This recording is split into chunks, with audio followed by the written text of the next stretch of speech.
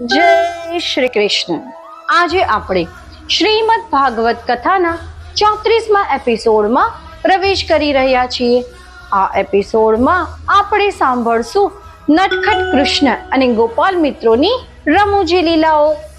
ગોકુલમાં ગાય ચરાવવા જતા નાના ગોપાળો અને કૃષ્ણજી હંમેશા આનંદમાં રહેતા.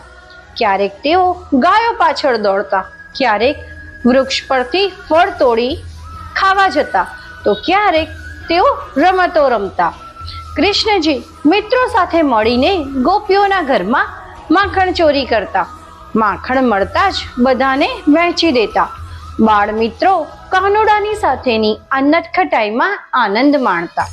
ગોપીઓ હસતા હસતા ફરિયાદ કરતી, આ ગોપાલો બધા એક સાથે કાનુડાની ટીમ છે અને ગોકુલની દરેક ગલીમાં માખણ ખાલી કરી દે છે.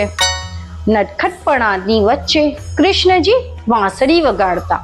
તેમની વાંસળીના સૂરથી ગાયો મોહિત થઈને શાંતિથી ઊભી રહેતી. મિત્રો પણ મંત્રમુગ્ધ થઈને સાંભળતા.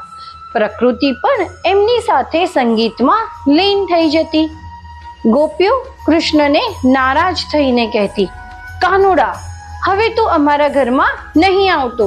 પણ જ્યારે કૃષ્ણ મીઠું સ્મિત આપતા ત્યારે બધું ભૂલી જઈને તેમને હૃદયમાં સ્થાન આપતા. આ લીલાઓ આપણને શીખવે છે કે સાચો આનંદ મિત્રતા અને નિર્દોષતામાં છે. ભગવાને જીવનમાં આનંદનો સંદેશો આપ્યો છે. પ્રભુના સૂર એટલે કે વાંસળીના સૂર આપણને અંતરમાં શાંતિ અને ભક્તિ પ્રદાન કરે છે. આ પ્રસંગ આપણને શીખવે છે કે ભગવાન પોતાની નટખટ બાળ લીલાઓ દ્વારા ભક્તોને આનંદ આપે છે. ભક્તિનો અર્થ છે પ્રેમ, મિત્રતા અને આનંદ સાથે જીવન જીવવું. પ્રભુ સાથેની દરેક ક્ષણ દિવ્ય અને પવિત્ર છે. આગામી એપિસોડમાં આપણે સાંભળશું વત્સાસુર વધ, કૃષ્ણજીની બીજી અદ્ભુત વિજય લીલા. મિત્રો, આજે આપણે સાંભળ્યું કૃષ્ણ અને ગોપાલ મિત્રોની રમૂજી લીલાઓ. ચાલો આપણે પણ જીવનમાં આનંદ, નિર્દોષતા અને પ્રેમ જાળવી રાખીએ.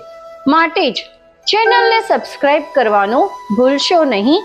લાઈક કરો અને આ દિવ્ય સંદેશ અનેક ભક્તો સુધી પહોંચાડો. જય શ્રી કૃષ્ણ. જય શ્રી કૃષ્ણ. આજે આપણે શ્રીમદ ભાગવત કથા